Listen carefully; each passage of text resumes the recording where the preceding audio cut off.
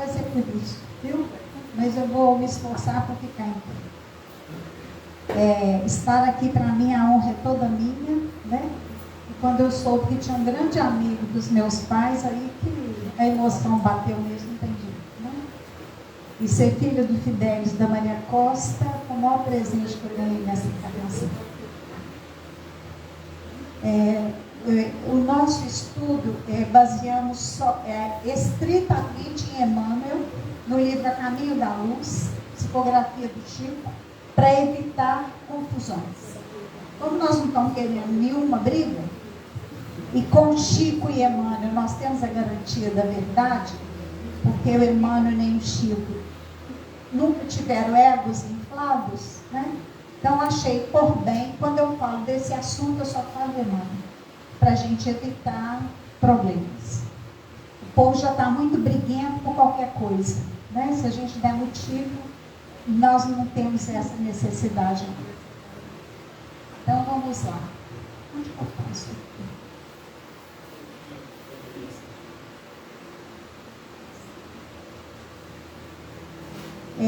Exilados de Capela. Capela, então, vai ser um sistema com 4 estrelas, 2 grandes, 2 pequenas. Aí, essa ideia de que é só clicar aqui, nessa. Aqui.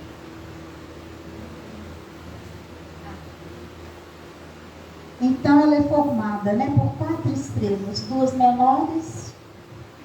A distância 42 anos-luz da Terra, 1 ano-luz, 9,5 trilhões de quilômetros. Então só dá de lá para cá, só dá para vir desencarnar, não tem jeito, né? Não há nave que resista a essa viagem, pelo menos as nossas, né? Então, por que existiu o exílio? É injustiça de Deus? É perseguição? Deus é que vai falar, os emissários é que vão falar, você vai isso aqui, você vai isso aqui? Não, não é bem assim. Então, o exílio é uma bênção, porque eram espíritos, como nós vamos ver, todas as raças, egoístas, orgulhosas, e o sistema de Capela, provavelmente algum planeta em torno, precisava dar um salto evolutivo. E os alunos rebeldes estavam atrapalhando essa escola. Então, não foi Deus que expulsou, não existe isso. A vibração do planeta foi melhorando e quem não estava afim veio para a escola Terra. Então, a escola Terra é uma bênção. E graças aos capelinos, houve esse processo evolutivo no planeta Terra. Divaldo disse numa palestra que o Dr. Bezerra falou com ele que nós somos também exilados. Não somos capelinos, nós somos capetinos. É uma grande diferença. Então, nós vamos ver quem que foram os capelinos. Nós também fomos expulsos. Papai era espírita, né? Médium de cura, uma mediunidade assim, notável. Curou muita gente com passe. Sem nada, só um passe, né? Oração e passe. E eu me lembro que, e a gente era católico, não era católico. Quando eu escutava Salve Rainha, mas me dava uma angústia, uma dor na alma que eu não entendia. Quando eu me tornei espírita, eu falei, olha, eu sou uma exilada, eu não sabia, eu não tinha nem estudado ainda os exilados de Capela. Eu falei, eu sou uma exilada, eu não sei de onde.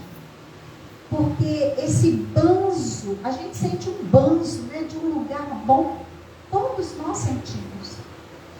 Então, o exílio é uma bênção. E vai provocar um saneamento geral. Agora, a maior dor é a separação de amores. Filhos que vieram, pais que ficaram, pais que vieram, filhos que ficaram, irmãos. E essa que é a pior dor. E na memória espiritual não tem jeito, né? O espírito tem memória. Está lá registrado o lugar bom, maravilhoso, e que a turma deixou para trás. Então, o Homo habilis é a espécie mais antiga que tem na Terra. Esses não são capelinos, é o que tinha na Terra. E o povo da terra, o primeiro povo é o povo africano. É o que os capelinos não encontraram aqui. Né? Então nós temos. Vai ter que houve.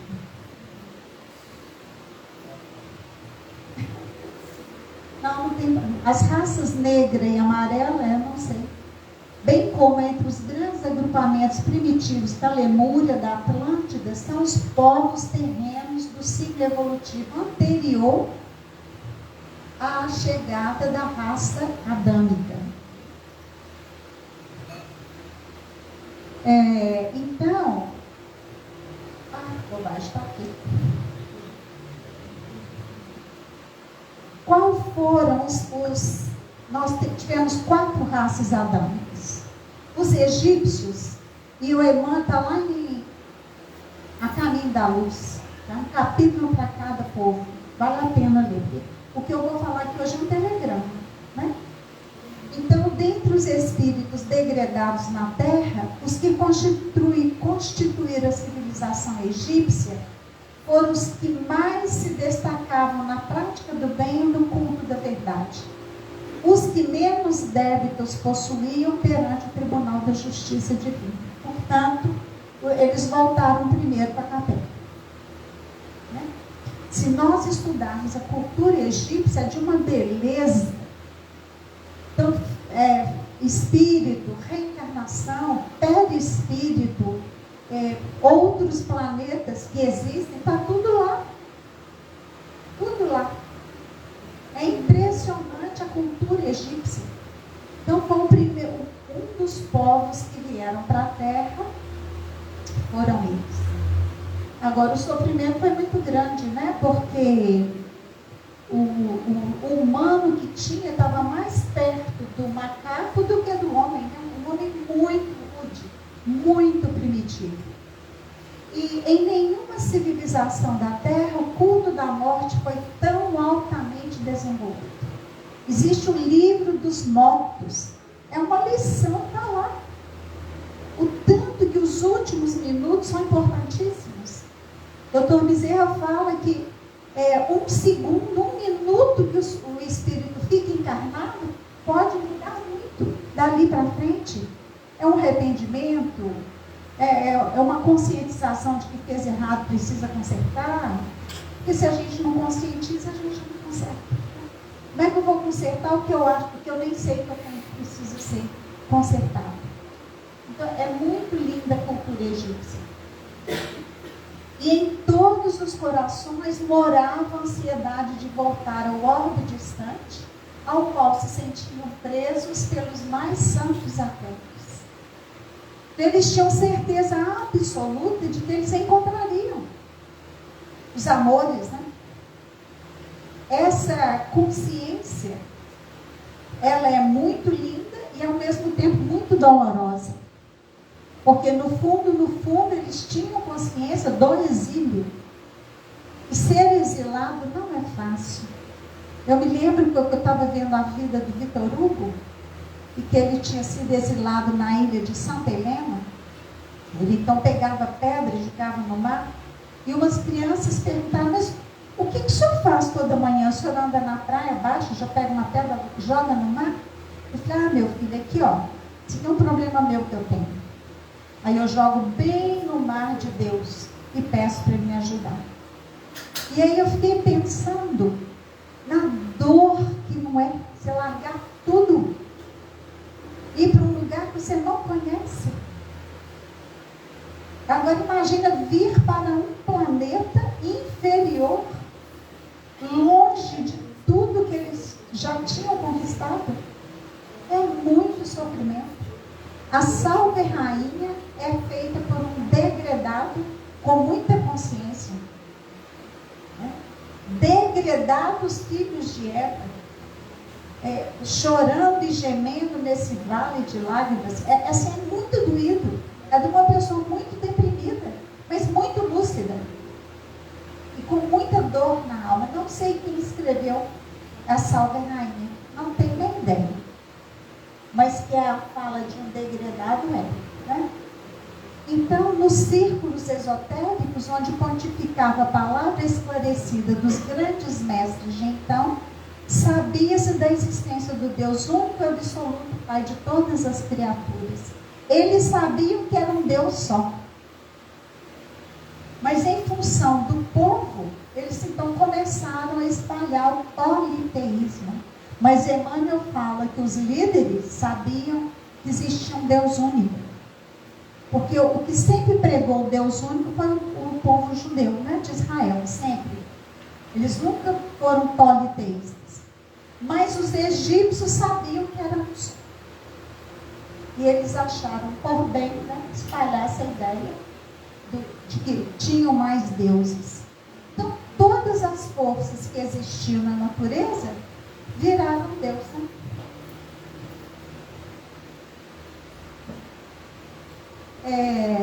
Mas desses deuses é que nasceu a linda mitologia grega.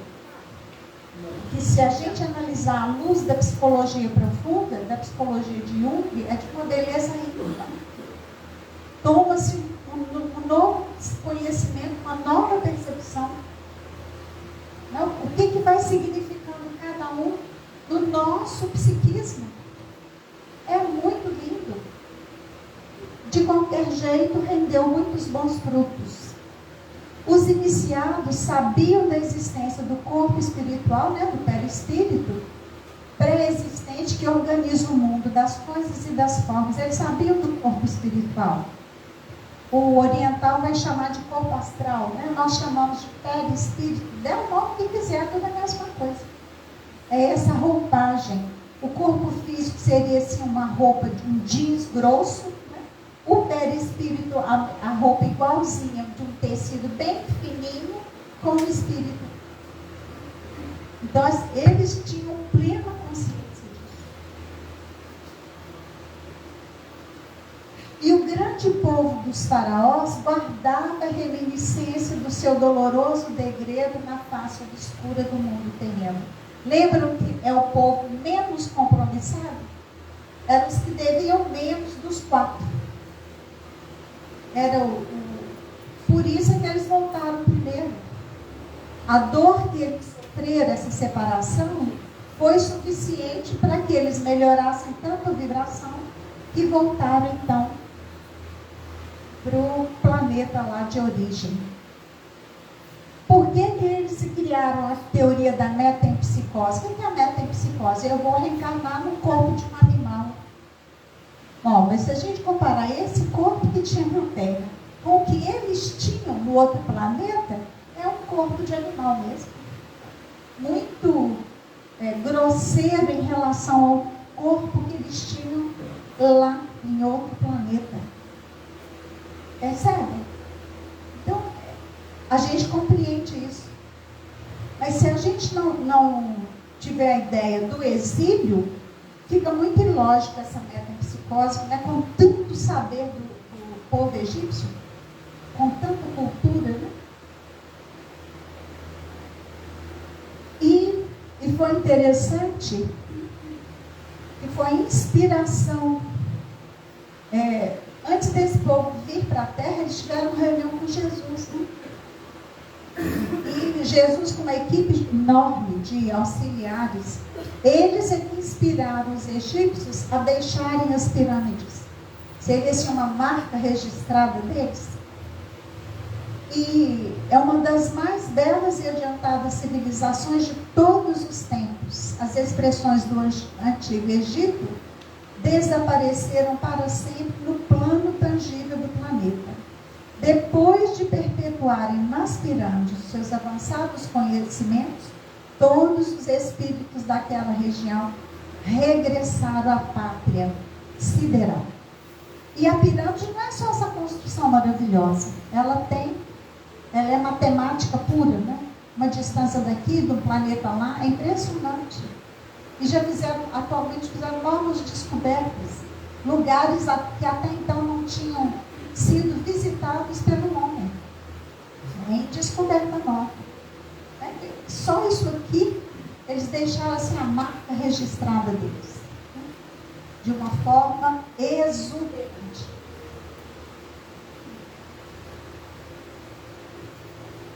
como eu disse que é só telegrama, né? O relógio me persegue, ele não para de jeito nenhum. Impressionante. Aí veio a Índia. As organizações hindus são de origem anterior à egípcia e antecederam de muito os agrupamentos israelitas. E nós vamos ver qual foi a grande falha do povo indiano, que o Emmanuel vai dizer, né? Eles haviam recebido muita misericórdia de Jesus. Emmanuel que fala isso. De cuja palavra de amor e cuja figura luminosa guardaram as mais comovedoras recordações traduzidas na beleza dos Vedas, 4 coleções de hinos, orações e textos ritualísticos revelados aos antigos sábios. Então, o povo hindu também recebeu muita misericórdia de Jesus. E antes deles virem, eles também encontraram-se com Jesus lá, né?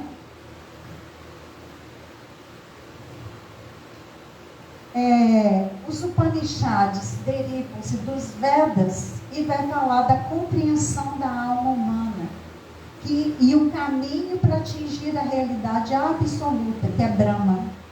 Então foram elas as primeiras vozes da filosofia e da religião no planeta Terra.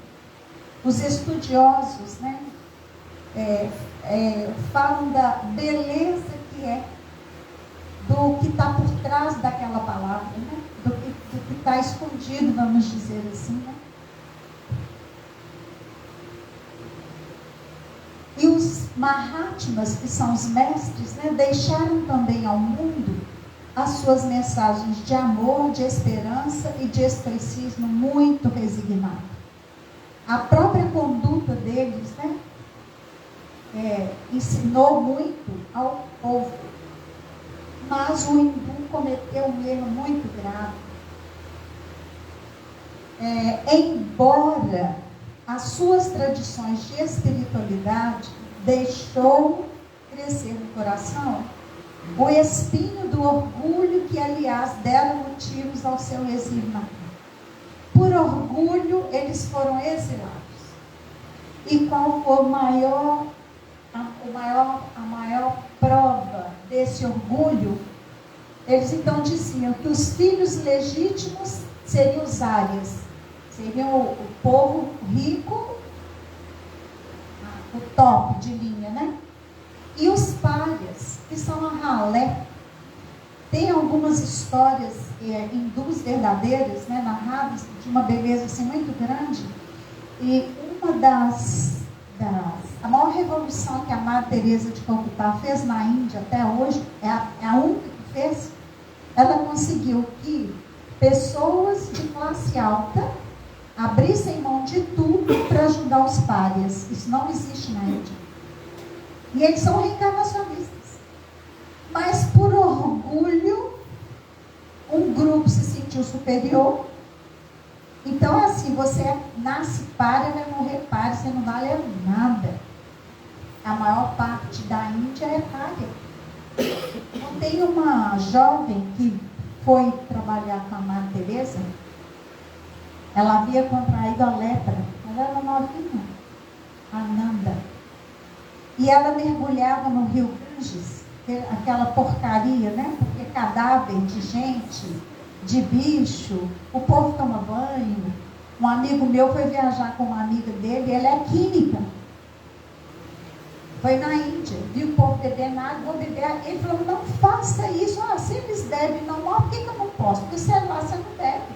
Não faça isso. Ela ficou internada há mais de um mês, entre a vida e a morte. Porque ela foi beber esgoto. E a Amanda era especialista, porque eles mergulhavam, às vezes achavam cadáveres, às vezes achavam anéis, né, peças de ouro. Eles bebiam disso.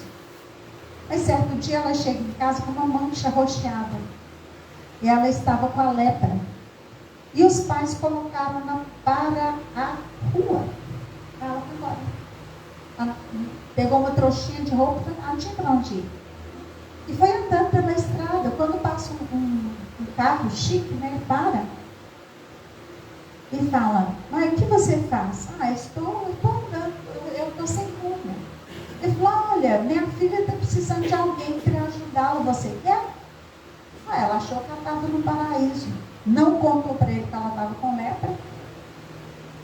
Só que ele era um aliciador, covarde, psicopata. Ele pega a menina, a Nanda, e leva para o palácio. E quando ela tomou consciência, ela quase desencarnou de pavor.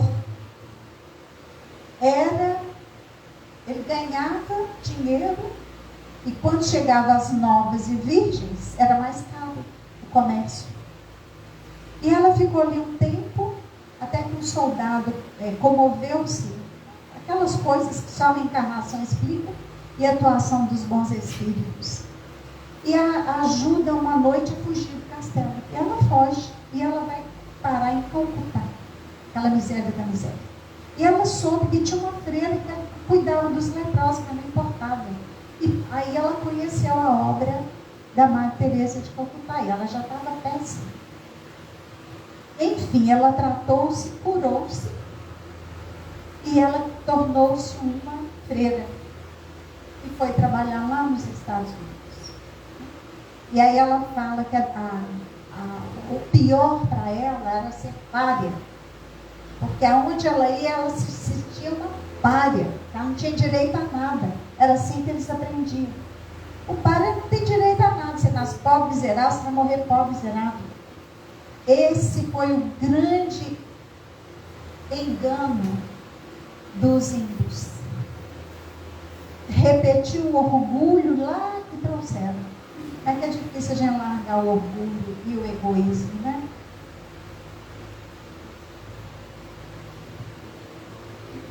Então, nenhum povo da terra tem mais conhecimentos acerca da reencarnação do que o hindu. Ciente dessa verdade sagrada desde os primórdios da sua organização neste mundo, mesmo sabendo da reencarnação, eles não entraram com a parte moral da reencarnação. Ninguém que nasce pária tem que morrer pária. E a gente vê que é um povo muito valoroso, tanto que os indianos estão se sobressaindo aí na tecnologia. Jovens hindus fazendo um trabalho maravilhoso, são riquíssimos e estão fazendo muita coisa pela própria Índia, tentando reverter isso. É assim que vai mudar mesmo.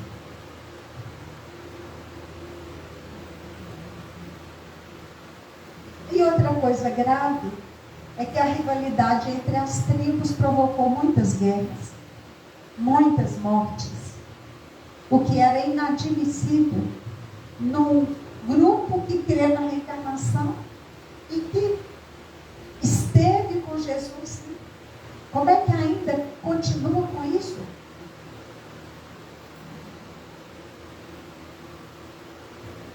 E aí bastou que inaugurasse o senso da propriedade e começou então o separativismo, o ciúme, o egoísmo e a ambição. Olha, repetindo os mesmos erros de outrora. O que causou o exílio deles, eles estão repetindo hoje. Tem lugar aqui na frente, viu? Se vocês quiserem. Então, Cristo, nas dolorosas transições deste século, há de amparar-lhes as expressões mais dignas e mais puras espiritualmente falando. Isso foi escrito em 1938. O livro é bem, né? Essa é a fala aí de Emmanuel. Então, muitos voltaram, mas Emmanuel não diz que foram todos. Então, nós vamos ter a porcentagem que estariam ainda na Terra.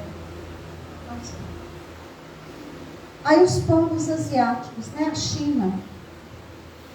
Não a China de hoje, viu, gente? Aquela China. É a China da acupuntura, né? É a China que faz as cirurgias lá com as agulhas, né? Anestesia são agulhas. Eu assisti um documentário. É cirurgia cardíaca, peito aberto, a pessoa lúcida. 100% anestesiada com agulhas, que recebe estímulos sem parar, né?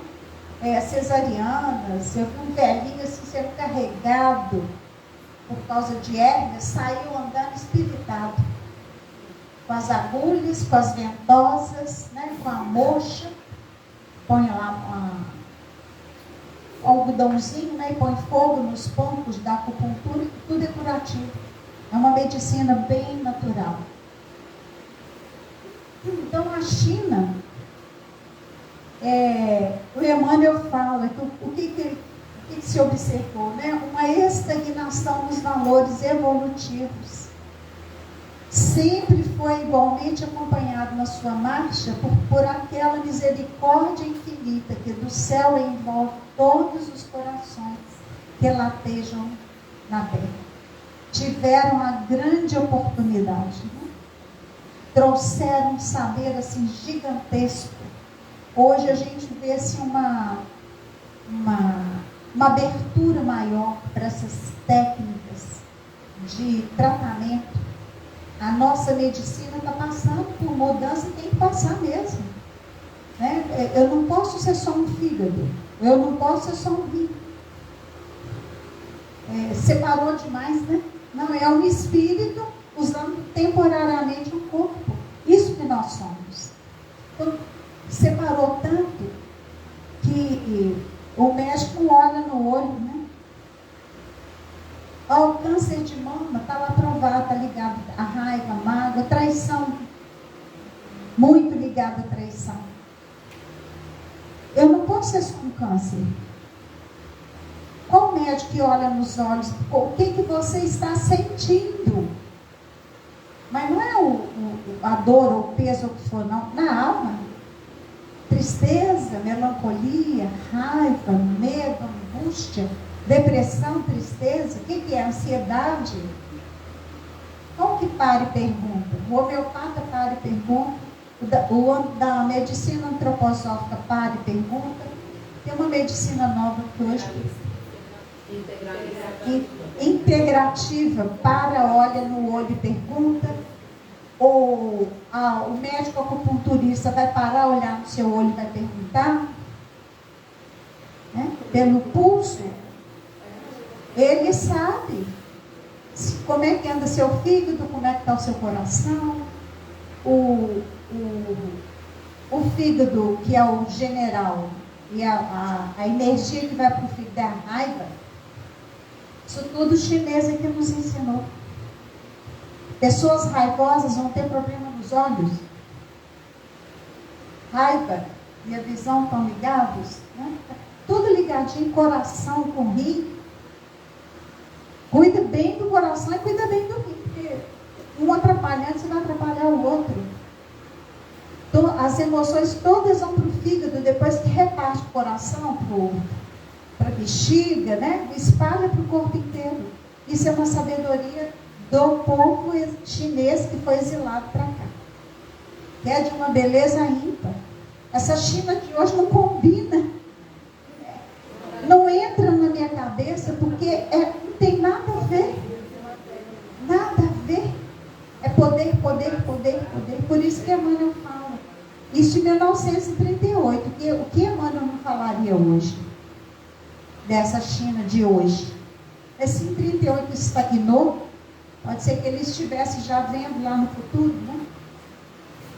Porque o que é o futuro? Se a pessoa está no alto da montanha, ela está olhando. O que para ela é presente, para mim é futuro, porque eu estou lá embaixo, eu não estou enxergando. É tudo relativo, né? Então não combina com essa China de hoje, não.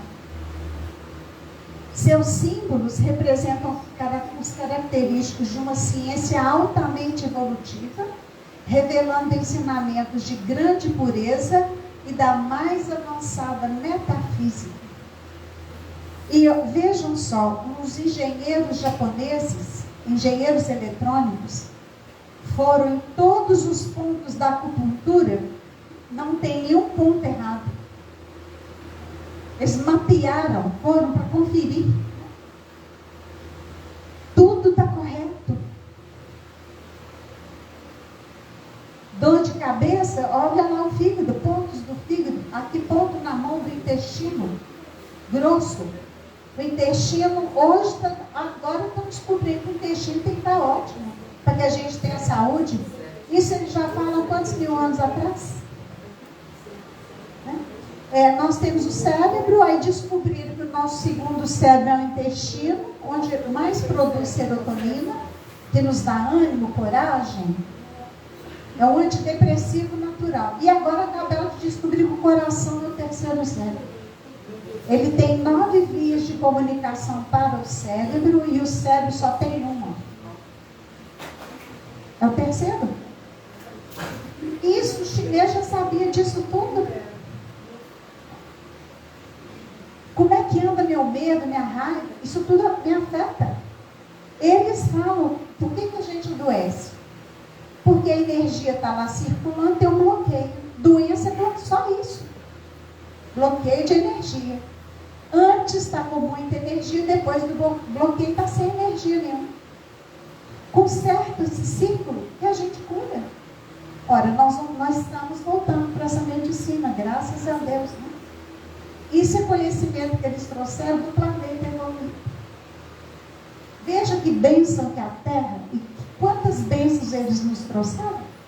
Eles ajudaram o planeta a evoluir, eles nos ajudaram a evoluir. Isso aqui para eles é o normal, é o natural. Para nós é ó, né? Então, quanta gente deprimida, toma antidepressivo, não sabe. Vai lá, trabalha, o intestino melhora, a depressão vai embora. Vai por aí agora.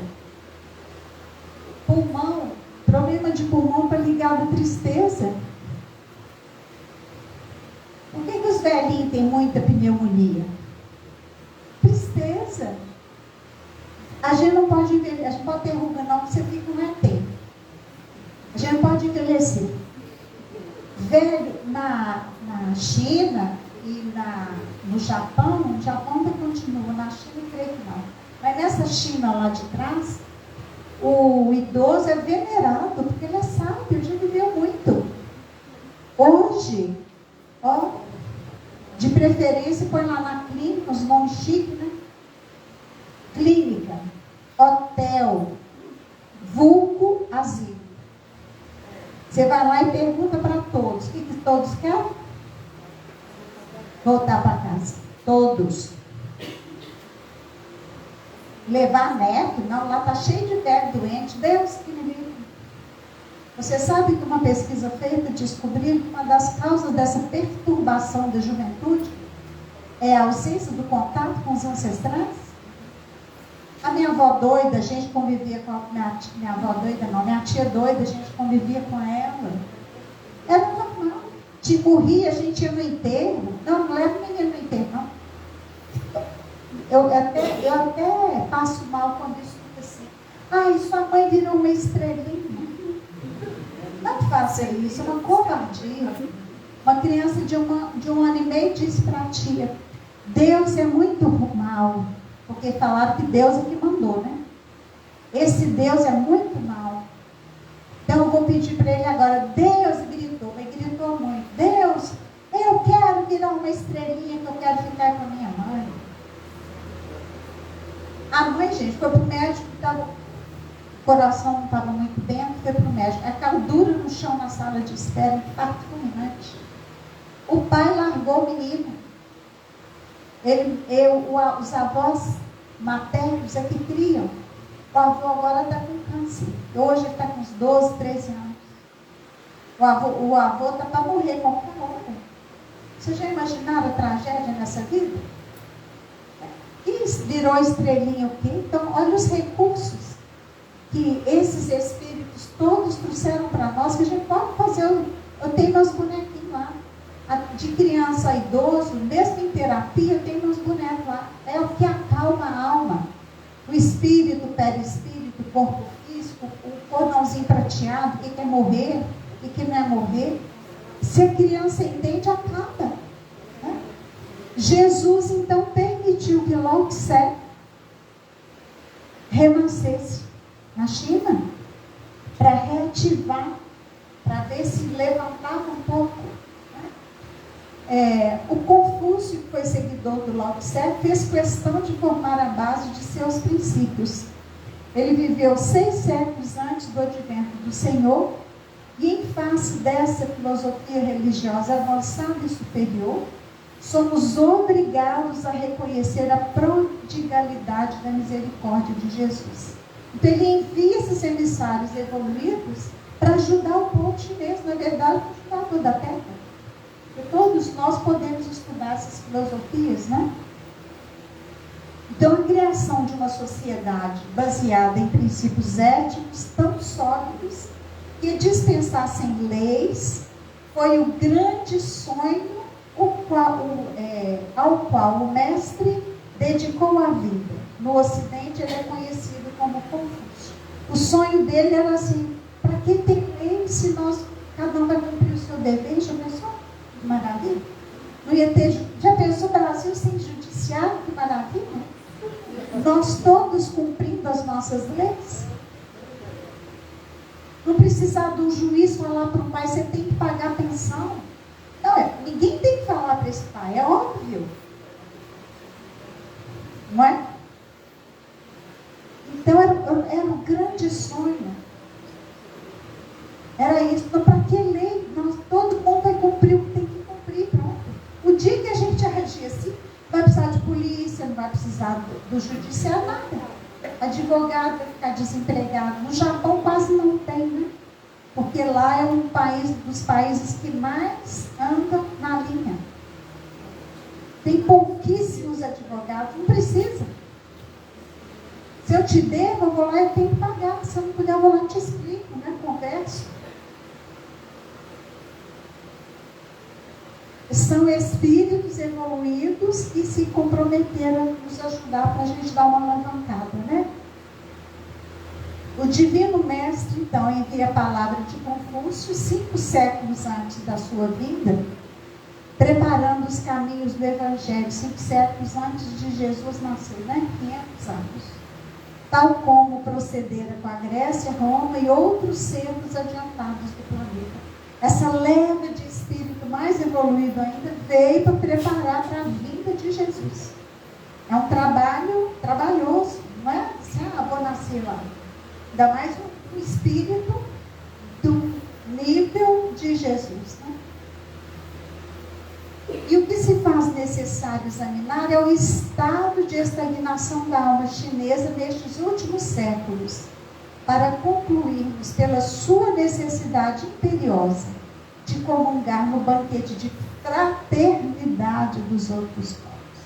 1938. Olha o que a China está fazendo. Exterminando os chineses, exterminando o próprio chinês. Cristãos sendo degolados só porque põe Jesus acima do Estado. Não pode. O maior tem que ser o ditador mor. Olha que loucura. Isso é loucura. O chinês, a medicina chinesa, não de hoje, a de Capela, fala que toda vez que o Shen sai do coração, a gente enlouquece. Shen é o espírito. Mas como que meu Shen sai? Se eu tenho um ataque de raiva, de ódio, de tristeza, de melancolia, o que pode mais? O Shen sai. A pessoa lá, feijoada é uma comida mais pesada, como uma comida pesada, ainda toma o álcool, o Shen também não dá conta, expulsa. Acabou de sair uma pesquisa da cerveja, né? Ela tem o cânhamo, que é parente do cannabis. Então, a pesquisa é assim: cerveja é incompatível com a vida. Então, é tanta coisa que a gente vai aprendendo, que Deus vai permitindo que a medicina, que a ciência, a neurociência, os pesquisadores nos mostrem, né? Aí a gente, olha, isso está escrito, gente, em 1938. O que a China precisaria ter feito era caminhar pela fraternidade. E por esse caminho ela não anda. Pelo contrário, né? Ela caminha pela guerra. Pela guerra. E é um perigo é um grande perigo para a humanidade o comunismo. Porque qual que é um dos objetivos do Espiritismo? Está lá, no Livro dos Espíritos. Combater o materialismo, não é isso? Está lá escrito. Esse é um dos grandes objetivos. E quando vem essa proposta que o Estado tem que valer mais, aquele imperador da Coreia, uma jovenzinha, deu depoimento nos Estados Unidos, eu fiquei impressionado. Se tiver uma enchente, eles têm que salvar o retrato do imperador. Todos os cômodos têm retrato. Eles têm que limpar o retrato todo dia. Se chegar um fiscal do governo e tiver uma poeira, a punição é morte. Como que a criatura se arvora? Ele acha que ele é Deus. Eles acham, né? Mas são espíritos das trevas reencarnados num lugar de poder. Infelizmente. Poderiam estar fazendo um trabalho maravilhoso, essa China com esse saber, porque está lá esse saber. Tem um filme não, documentário, a gente chora até. One Child One, uma criança. Naquela tempo que a China só podia nascer uma criança, que matavam as meninas, né? Assista o documentário, está na Netflix. Prepara para chorar. Mas a gente precisa saber o que está acontecendo. Né? Lixo, assim, sacos e sacos de lixo, bebês mortos. Os bebês nascem e põem lá no mercado. A mãe da chinesa que foi para os Estados Unidos voltou e fez documentário. Aí eu tive um bebê, eu coloquei lá. Eu fui lá 3 dias, no terceiro dia ele estava morto, lógico, né? 24 horas exposto ao tempo, recém-nascido, lógico que morreria. Então essas loucuras que não combinam com esse saber. Não, é assim. Esse saber manda para cá e eles estão indo para cá. Né? Mas, como disse Jesus, é necessário o escândalo, mas ai de quem o pratica. Né? Não existe injustiça, mas não existem injustiçados. Por mais que, assim, que as expiações vão acontecendo e a gente está assistindo isso, né, dolorosamente. Então, dos espíritos degradados na Terra, foram os hebreus que constituíram a raça mais forte, mais homogênea, mantendo inalterados os seus caracteres através de todas as mutações. E aí é o povo judeu. Isso tudo é fala de Emmanuel, viu, gente? Quem discordar pode brigar com ele, não brigue comigo. Então, eles são o povo, assim, o único povo declaradamente politeísta, não. Monoteísta é o povo judeu. Porque eu lembro que o egípcio sabia, mas, para dar uma acalmada no povo, falaram que existiam muitos deuses, sabendo que existia um só, mas eles não. Eles sempre foram monoteístas. E consciente da superioridade de seus valores, nunca perdeu a oportunidade de demonstrar a sua vaidosa aristocracia espiritual. O povo judeu errou. A grande falha foi o orgulho. E Emmanuel fala que o povo judeu sofreu tanto e sofre porque não aceitaram Jesus como o profeta. Antes deles reencarnarem, eles estiveram com Jesus. Mas a vaidade e o orgulho e a questão de raça, eles não se misturam. Eu conheço uma jovem que ela casou com um brasileiro, ela é judia, ela foi deserdada. Mas o pior não é ter perdido dinheiro, não. A partir de hoje não te reconheço como filha. Os pais disseram. E ela pagou o preço, mas é um preço alto demais. Né? Então é um orgulho absurdo. Ensinou de todos os tempos a fraternidade a par de uma fé soberana e morredora. Agora, o povo inteligente, né? É assustador quando a gente lê lá os Nobéis do mundo. É impressionante. Impressionante. Então, sem pátria, sem lar, esse povo heróico tem sabido viver com todos os climas políticos, sociais, exemplificando a solidariedade humana nas melhores tradições de trabalho. A gente vê na nossa enchente, aquela tragédia de Brumadinho, qual o único povo que veio ajudar? Trazendo tecnologia nova. Mandaram agora, né? Estão mandando aí para o sul nosso purificadores de água, doação, e é caro. Estão mandando. Sua existência histórica, contudo, é uma lição dolorosa para todos os povos do mundo, das consequências nefastas do orgulho e do exclusivismo. Ô, gente, Israel é uma faixa michuruca de terra, a maior parte é deserto, é o grande exportador de fruta. Não é notável? Eles fazem o gotejamento, é por gota, gotinha, gotinha. Fizeram do deserto e exportam frutas para a Europa, mas é uma nesguinha de terreno. Não sei para que brigar tanto com Israel. Eles não têm nada, ou quase nada. É um negócio assim. Mas eles são generosos, eles colaboram com o mundo, mas eles, entre eles, né, e eles se sentem superiores.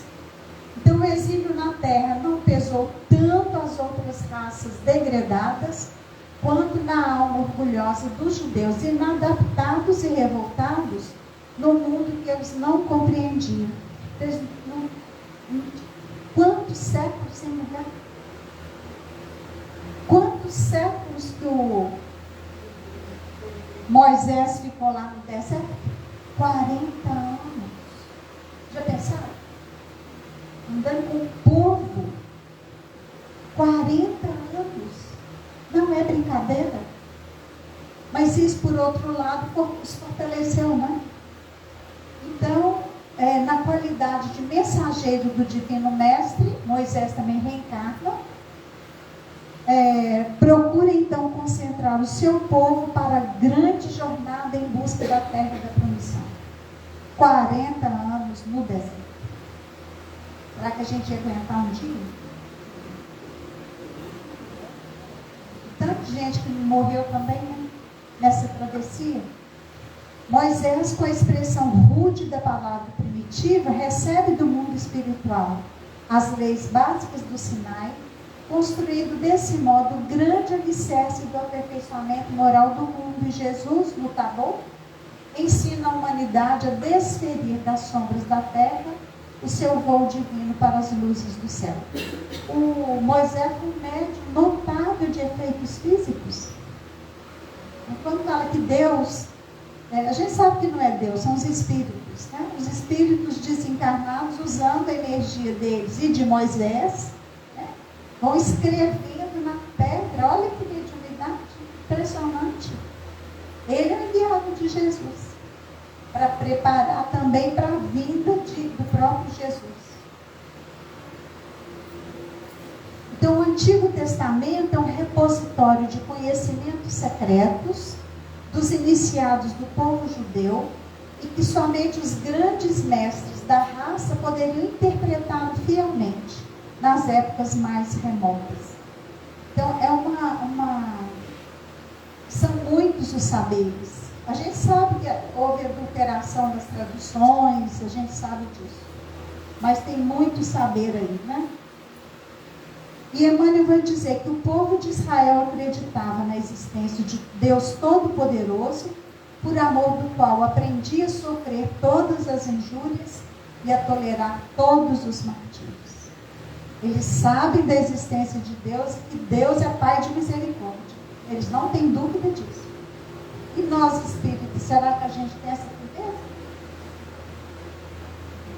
Ou a nossa fé é mais ou menos? Me apertou muito, oh Deus, de vez em quando eu chego na janela, eu confere, que é cheio de manifestante. Você confessa, o pai é Fidelis e a mãe é Maria Costa, né? Vocês não abusam, não. Mas será que a gente teria isso que eles têm, né? É impressionante. 40 anos no deserto, representaram para aquele povo. O Emmanuel é impressionante, né? Um curso de consolidação da sua fé, contagiosa e ardente. Quem vai segurar um povo que ficou 40 anos no deserto, gente?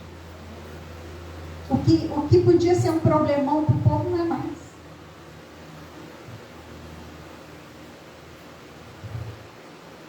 Israel, o mais crente, era o mais necessitado, dada a sua vaidade exclusivista e pretensiosa. Muito se pedirá a quem haja recebido, diz Jesus.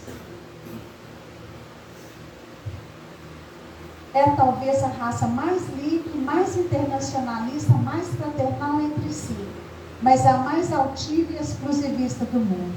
É o país mais democrata do mundo. Né? Você pode ter a sua opção sexual do jeito que você quiser, problema seu, ninguém tem nada com isso. O homossexual lá não será perseguido. Vai lá para o Irã, para a China, para a Coreia, é morto. Na Rússia, né? É morte. Então eles são os ultra democratas. Apesar de não ter uma pátria e não obstante todas as perseguições e clamorosas injustiças experimentadas nas suas jornadas de sofrimento,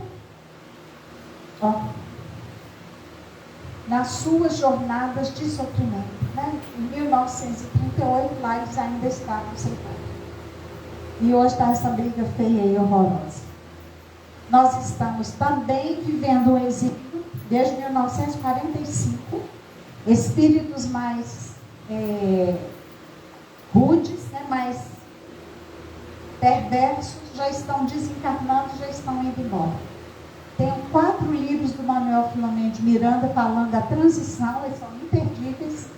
O último é No Rumo ao Mundo de Regeneração. Eles dizem que os espíritos engenheiros, especialistas em transportar plano espiritual, estão levando um umbral, já estão levando, e os espíritos umbralinos nem se dão conta de sair da Terra.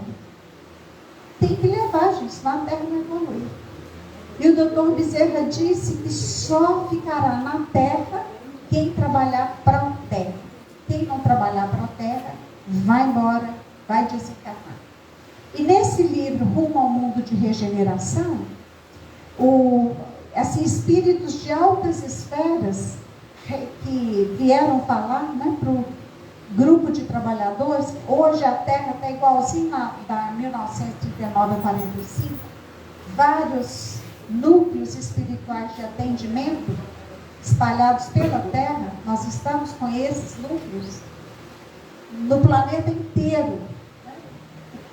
Quem merecer desencarnar, esses desencarnes coletivos, quem tiver meta é recolhido na hora, Então nós estamos vendo essas tragédias, vão piorar muito mais, mas é muito mais terremoto, mais maremoto, mais tudo.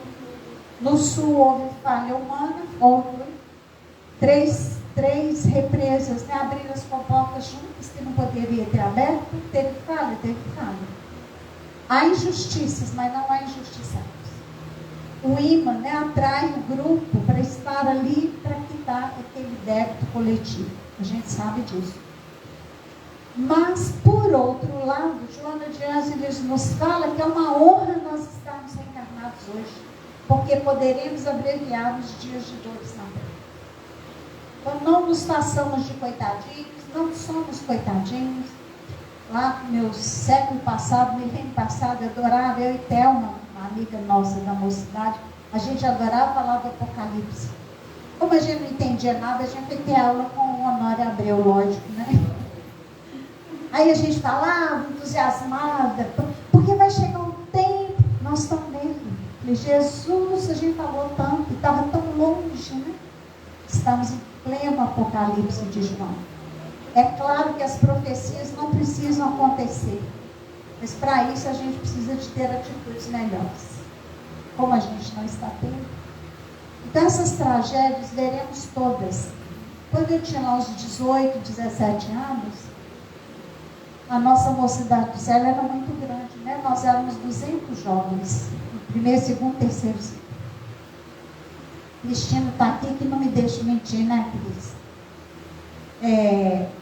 E o Divaldo veio uma vez, fez estudo, palestra para o pessoal, e depois ele teve um encontro conosco. E o doutor Bezerra fala no final através do Divaldo para nós.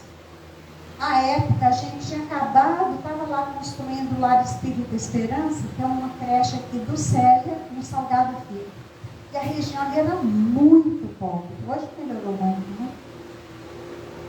E ele então disse que nosso grupo, a gente participou da noite de São Bartolomeu, nós não tínhamos nada com a matança, mas a gente começou a matar para mostrar para os soldados da rainha que a gente estava do lado da rainha. Adquirimos um carro do grupo inteiro, e agora trabalhando desde a construção, trabalhando muito para erguer a creche, e que nós receberíamos muitos espíritos para cuidarmos daqueles que nós matamos, que a gente não tinha nada a ver. E que no final dos tempos orássemos muito que as igrejas, os templos, os centros espíritas não teríamos mais tempo para isso aqui, não. Seriam todos transformados em albergues, em função de muita doença, de muita peste, e que nós orássemos para estarmos cuidando e não sermos doentes. Mas que se fôssemos os doentes, tivéssemos a humildade de aceitar a expiação. É o tempo que nós estamos vivendo. E disse mais: os países terão que deixar a guerra para voltar para cuidar do próprio povo, senão vai ser um extermínio. A terra acaba. É o que nós estamos vendo, né? Nós vamos assistir a isso, estamos assistindo. Então essa tragédia no sul, mas é para a gente desanimar? Não. Que a gente ore mais, oremos por eles, oremos por nós. Está tudo certo. Papai falava muito, está tudo certo. E ele nos deixou, ele e minha mãe nos deixaram uma lição muito linda, né? Ele era muito rico, ficou muito pobre, foi roubado. Eu lembro só da miséria. Eu tinha 2 anos e pouquinho, então eu não lembro da fartura. Mas meus irmãos, que eram mais velhos, lembram. E a minha mamãe perdeu a primeira filha, a segunda mais velha, ela falava assim: porque aquele miserável, ele roubou de 5 fazendeiros, veio a Belo Horizonte, ficou milionário, né? Então proporcionou para a família dele, sim, um conforto maravilhoso. E a minha irmã ficava brava: eu vou lá, que miserável, eu vou contar para a mulher dele, para os filhos dele. Aí papai falou assim: por quê? Porque ele roubou seu, o dinheiro era meu. E está proibido de falar mal dele aqui em casa. Eu o devia de outra vida, paguei, graças a Deus. Ele era assim. Inventou de ir para um garimpo, garimpou nada. Achava uns diamantinhos assim. Vem embora. O próximo que chegou, cavou 50 centímetros e achou o veio de diamante. Ele desesperou, não, ele falou: não, minha missão era cavar para o outro. Tá tudo. Ele era assim. Está tudo certo. E quando ele dava paz para o povo e curava a gente, aquela miséria, né? Ô, seu Fidelis, aceita um dinheiro, de jeito nenhum dá para uma família pobre. Eu pensava assim: vai ser burro assim lá longe. Ele só soube disso depois que desencarnou, porque eu nunca contei para ele. Trazer comida, queijo, banda de porco, ai, meu olho. Dê para uma família pobre. Eu olhava para ele e disse: mas é burro demais. Aonde que vai ter mais pobre do que a gente? Mas quando eu virei espírita, eu compreendi. E depois que ele desencarnou, ele contou para Divaldo que na última encarnação ele foi médium de cura e cobrou, perdeu a encarnação. Nessa nasceria rico, teria uma penca de filho, ficaria pobre. pobre, ele aposentou com um salário mínimo. Ele e minha mãe, nós éramos 6 filhos. Se a gente viesse para cá hoje, vocês iam nos dar a cesta básica. 6 filhos, de 6 anos a 14 anos, mais 2 adultos, salário mínimo, 2 salários mínimos, zero milagre. Né? E ele então contou que nessa encarnação ele não podia ganhar um palito de fósforo, mas passou com nota 1000. Então, Roberto, é uma honra mesmo ser filho de Fidélis da Maria Costa. Né? Com certeza que os dois estão aqui hoje, eu tenho certeza absoluta. E quero agradecer a oportunidade de estar nesse grupo, né? Que Deus nos abençoe, Deus nos proteja. E que a gente puder fazer um pelo outro, que a gente faça enquanto está em vida. Mesmo que sua mãe seja chata, seu pai rabugento, vai lá, dá um beijo, eu te amo. Você é meu pai, né? Eu também sou uma peste, todo mundo é uma peste. Não deixa para depois, não. Depois vem a água, vem o câncer, vem um infarto fulminante. E o tempo passa muito rápido. Hoje eu falei com o Roberto, meu Deus, ele falou que está aqui desde 68, já a vida voou. Ele voou. Então, abraça seu filho difícil. Mas ele mexe com droga. Se ele está mexendo com droga, é porque ele está sofrendo muito. Abraça. Joana falou para uma mãe, eu estava do lado do Divaldo. Joana mandou dizer, minha filha, não pare de lutar pelo seu filho. Mesmo que a luta estiver perdida. Não pare. Continue. Então, aquele marido insuportável, e se ele estiver reclamando demais, manda ele lá tomar remédio, ele está deprimido. Ou se a mulher estiver muito reclamando, ela está deprimida, vai tratar. O espírito tem uma resistência para tratar. Rapaz, se resolve, não se resolvesse nenhum de nós tinha doença. A gente precisa, porque tem hora que o peso vai ficando, né? Meu Deus, vou dar conta. A gente senta no chão, abraça a filha, né? Um grande amor que tem na minha vida também. Graças a Deus, se não tiver, a gente não dava conta. Então a gente abraça, chora junto, ri junto, caçou uma da outra. É assim que a gente faz para dar conta. Mas agradeçamos a Deus, né? Porque hoje, dia 13 de maio, dia da libertação dos escravos e dia de Nossa Senhora de Fátima. Eu ainda não sou. Eu chamaria de Fátima, nasci em luz. Sou espírito de luz, mas não sou Nossa Senhora. Estou longe de ser. Mas é um dia muito especial, né, irmão? São 3 datas importantes. Nossa Senhora de Fátima, a libertação dos escravos pela princesa Isabel e o aniversário dessa casa abençoada. Que Deus nos guarde de muita paz.